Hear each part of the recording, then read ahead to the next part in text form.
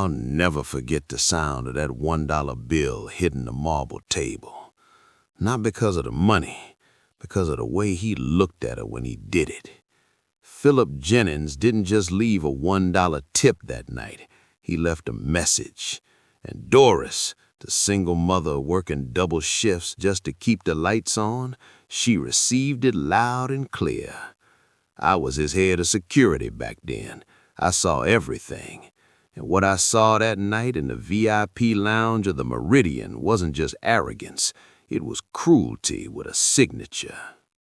Doris had been on her feet for 11 hours. Her son's asthma medication cost $300 that week. The pharmacy wouldn't take payment plans anymore. She needed this job.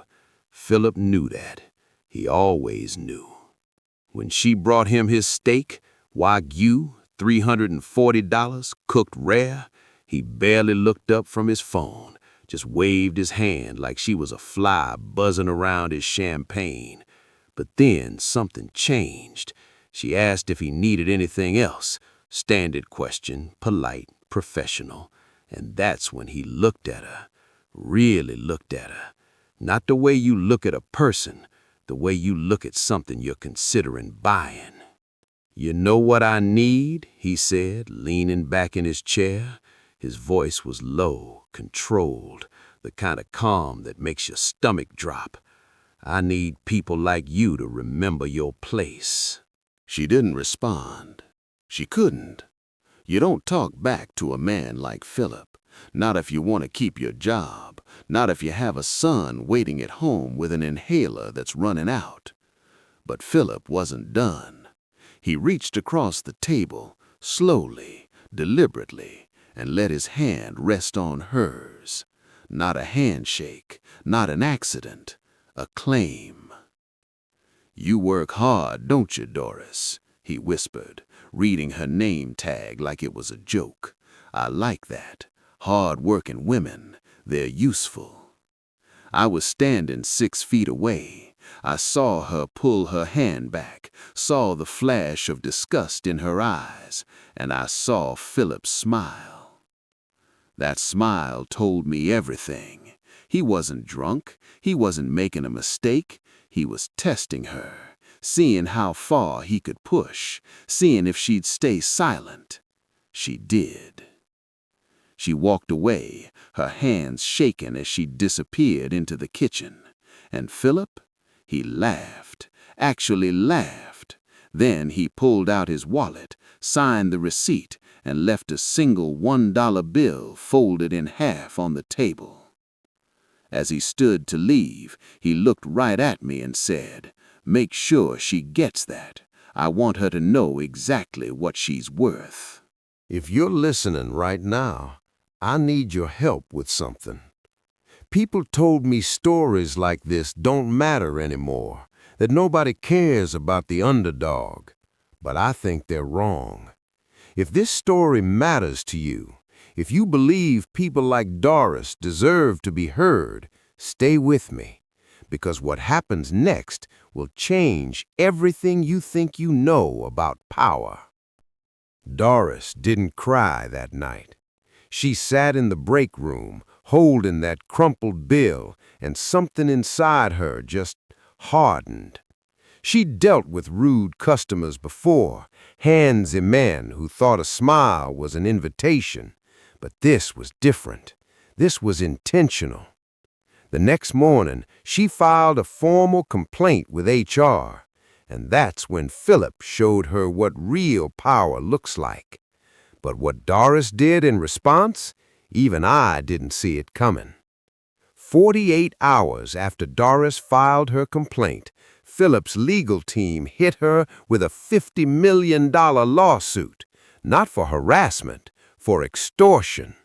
They claimed she fabricated the entire story to shake him down for money, that she was a disgruntled employee with a history of dishonesty.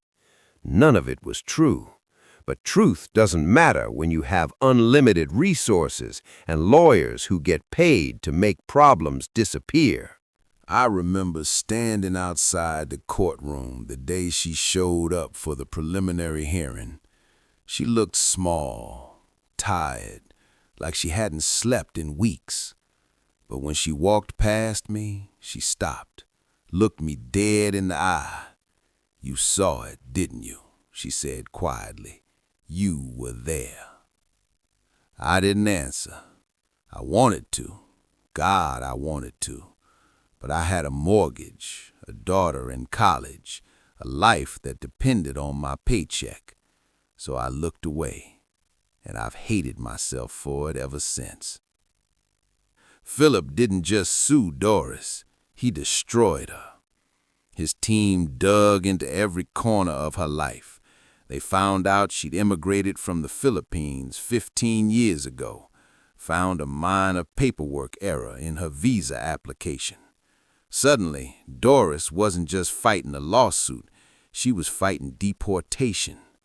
Her son, 8 years old, born in the U.S., American citizen, was about to lose his mother because Philip wanted to teach her a lesson. But here's the thing. Philip wasn't just doing this to Doris. He was doing it to 6 other women. A hotel maid in Miami, a junior analyst at his tech firm, an intern who rejected his advances at a company retreat. All of them sued him.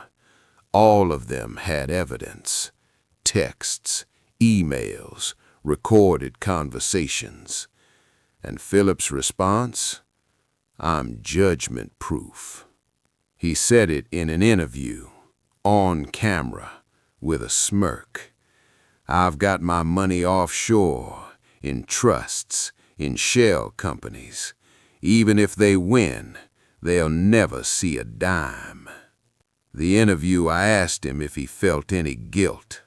Philip laughed. Guilt? For what? Being successful? The world is full of people like Doris, people who want what you have, who think they deserve what you've earned. And if you let them take even an inch, they'll take everything. So no guilt, just survival. That interview went viral, not because people were outraged, because half the internet agreed with him. Why should he pay, they said. She's just looking for a payday. Doris watched that interview from a motel room in Nevada. She lost her apartment, lost her job. Her son was staying with a friend's family because she couldn't afford to feed him. And Philip was on TV laughing about how untouchable he was. That's when something shifted. She stopped crying, stopped begging lawyers to take her case, stopped hoping the system would save her. Instead, she started learning. Doris had always been sharp, not college-educated, but smart, the kind of person who could look at a spreadsheet and spot the error in 30 seconds, who memorized every regular's order after one visit. So she taught herself accounting, business law, corporate structures, how shell companies work, how offshore trusts hide money. She didn't sleep, she didn't eat, she just studied, and slowly, painfully, she started to see the cracks in Philip's empire. See, Philip thought he was untouchable because his money was hidden. But hidden money leaves a trail, and trails can be followed. Over the next 3 years, Doris built a case, not a legal case, a business case. She tracked every shell company, every wire transfer, every fake invoice Philip used to hide his assets. And then she did something brilliant. She started a business. It started as a consultant firm, helping small businesses optimize logistics. Nothing flashy, nothing threatening. But Doris had a gift. She could look at a company's supply chain and find inefficiencies no one else saw, save them hundreds of thousands of dollars. Word spread. Within 2 years, she had contracts with major retailers, tech firms, even government agencies. She rebranded, called it Apex Logistics Solutions, and she built it on one simple principle: treat people like assets, and eventually they'll liquidate you. By year 5, Apex was worth $600 million. Doris wasn't just surviving, she was thriving. But she never forgot. She kept that $1 bill in a frame in her office, and she kept watching Philip, waiting. Because while Philip was busy building bunkers and bragging about being untouchable, Doris was building something he could never buy. And what she did next would bring his entire empire to its knees. Philip didn't just build a company, he built a fortress. He spent his final years obsessed with the event, the social collapse he was convinced was coming. He bragged to the press that when the world burned, he'd be safe in his New Zealand bunker, served by a staff who had no choice but to obey. He even joked with his inner circle about disciplinary collars, survival in exchange for total servitude. But Philip forgot one thing. A bunker is just a very expensive cage if you don't own the keys to the oxygen. The day the IRS moved in to freeze his accounts for the $340 million in tax fraud Doris had exposed, Philip didn't panic. He did exactly what he always planned to do. He fled to his safe haven compound. He thought he was the master of his own private world. But when he reached the main terminal to lock the doors, he couldn't. The screen didn't ask for his password. It showed a logo, a sleek silver A, Apex Logistics. Philip stumbled backward, his face pale in the artificial light. "How?" he whispered. "I paid for this in cash. I used 5 different shell companies." A voice came from behind him, calm, cold. "You used 5 shell companies, Philip, all of which relied on Apex for their infrastructure." He turned. Doris stood in the doorway, flanked by his former security team. "I didn't just buy your debt. I bought the ground you standing on. I bought the air you breathing right now." She reached into a pocket. She didn't pull out a lawsuit. She didn't pull out a weapon. She pulled out that same $1 bill, now faded and worn. "10 years ago, you told me I should know my worth," she said. She placed the bill on his $20,000 mahogany bunker desk. "You were right. I realized I was worth more than your money. I was worth the time it took to learn every single way you cheated the world." Philip looked at his guards, men he'd once considered assets he could control with disciplinary collars. They didn't even look at him. They looked at Doris, because she hadn't given them a collar, she'd given them a future. Philip's voice cracked. "What now?" he asked. "You're just gonna take everything?" Doris smiled. Not cruelly, just tired. "No, Philip, I'm gonna do something you never could." "What's that?" "I'm going to treat people like they matter."